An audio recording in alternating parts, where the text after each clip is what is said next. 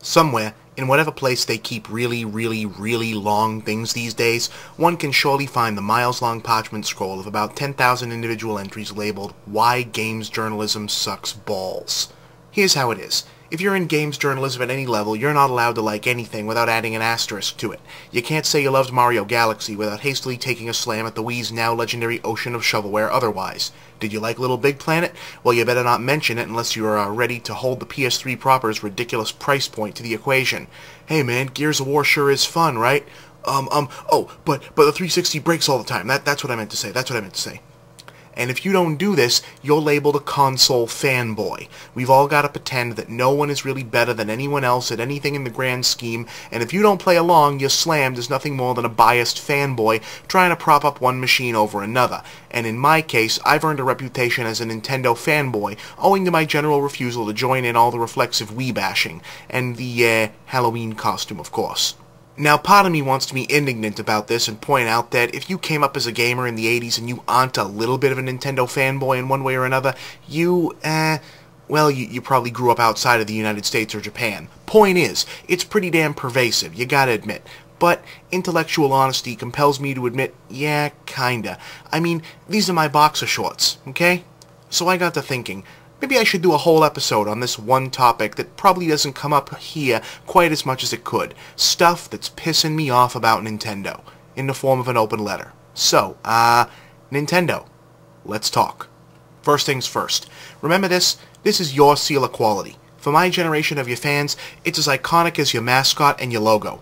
Most companies didn't bother to put a special We Say This Works brand on accessories. It was easy to imagine legions of Nintendo product testers sitting there making sure each game was worth a damn and tossing the rejects into the abyss.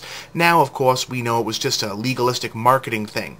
You know, copy protection wasn't possible back when hardware and software interaction was still based on getting opposing copper tabs to touch one another, and this was a way to differentiate third-party developers who'd paid for the license versus those who hadn't. But still, it was a nice thought. So today, what exactly is it doing on this? Or this? I mean, is there anything you simply won't give a license to at this point, guys? You've got far and away the best-selling console on the market right now. That means you don't have to say yes to every pitch. You know, leave some shitty games for VTech to release. And this isn't just a gamer snob thing, it's a problem for you guys. Shelf space is finite, and if you let third parties clog yours with disposable shovelware, it can start to crowd out the more profitable stuff you'd like to sell more of. So let's talk about storage too. Do I even have to elaborate about storage? You guys went and built the sharpest distribution network for retro gamer downloads of this generation, but you won't offer a way to store them outside of the Wii's teeny tiny memory. You're worried about pirates. Fine. So release an optional external drive with a self-produced peripheral and pack in mountains of encryption codes. For fuck's sake, you Nintendo. Proprietary peripheral selling is supposed to be your thing now. You see these? These are both great games. And I knew they were great even before I played them. We all did. You know how? Because they were good the last time we played them. Look, I get what happened. You went and tried to dramatically shake things up with your two biggest franchises for their GameCube installments. You looked at Zelda and said, okay, how about now it's about pirates? And then you looked at Mario and said, what if he gets a weapon this time instead of just power-ups and stomping? And you made two highly original, interesting games that were just a little too different for some people who got very pissy about it.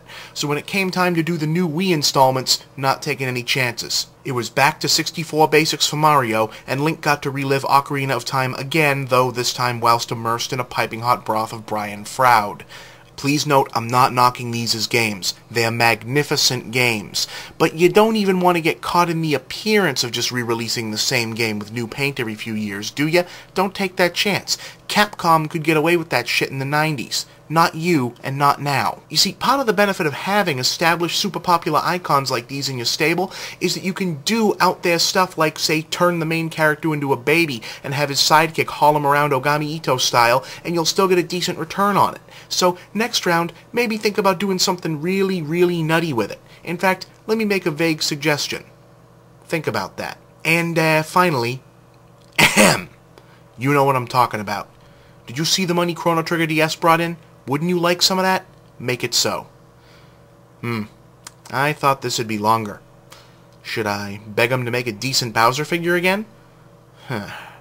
Oh, hey, I got one. So, there isn't a Smash Brothers spin-off on DS, right? Can I ask why? Did you just forget that you hadn't made it yet? Come on, guys. Okay, so the DS can't render the polys. Fine. Do it with sprites. Maybe even reuse the classic sprites.